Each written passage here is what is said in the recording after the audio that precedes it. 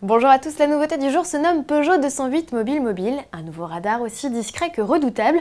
Place ensuite à une innovation Volvo et la première vidéo du prototype atypique de Nissan pour les 24 heures du Mans 2014.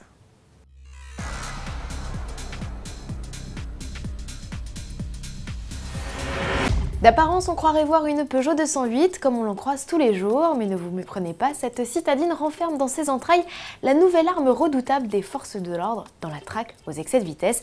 Il s'agit d'une nouvelle génération de radars mobile. L'escadron se renforce et devient encore plus redoutable, donc comme nous l'explique Aurélien Ouetté, chef du département du contrôle automatisé.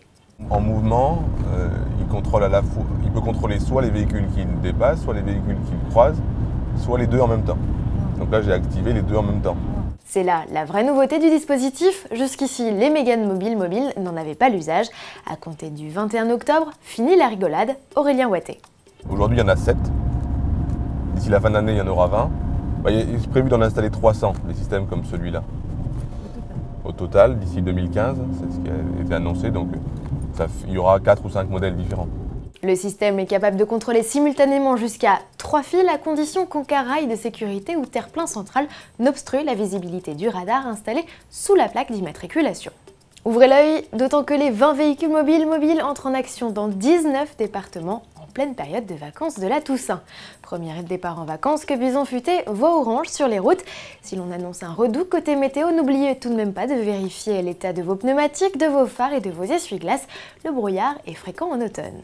Fin de l'ère des encombrantes batteries, peut-être à en voir le travail de Volvo qui plonge actuellement à rendre des éléments de carrosserie et pièces d'une ES80 en accumulateur d'énergie.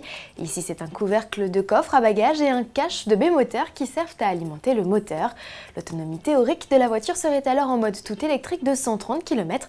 Reste que les pièces sont façonnées à base de résine et fibres de carbone, des matériaux encore très coûteux. Et toujours à propos de voitures électriques, Nissan sera de retour aux 24 heures du Mans dans le box 56, désormais réservé aux prototypes écologiques. Découvert sous forme de concept, le Zeod RC est apparu ce 17 octobre au Japon dans sa livrée définitive. Le design atypique de l'engin rappelle à notre bon souvenir la Delta Wing, première locataire du box en 2012, qui fut malheureusement contrainte à l'abandon après un accrochage. Souhaitons donc tout le meilleur à ce proto électrique qui vise une vitesse de pointe de 300 km/h. Luca Ordonez pilotera le galop d'essai du proto lors des 6 heures de Fuji, 6e manche du championnat du monde d'endurance qui se déroule ce week-end. Sport automobile encore et pour finir, ne manquez pas de suivre Auto Plus dans la finale de l'Audi Endurance Experience. Ça se passe ce samedi 19 et ce dimanche 20 octobre au Castellet. Et c'est à suivre en direct sur le site audi2elive.fr et en live tweet sur le compte Twitter d'Auto Plus. On compte sur vous pour soutenir notre pilote. Bon week-end à tous et à lundi.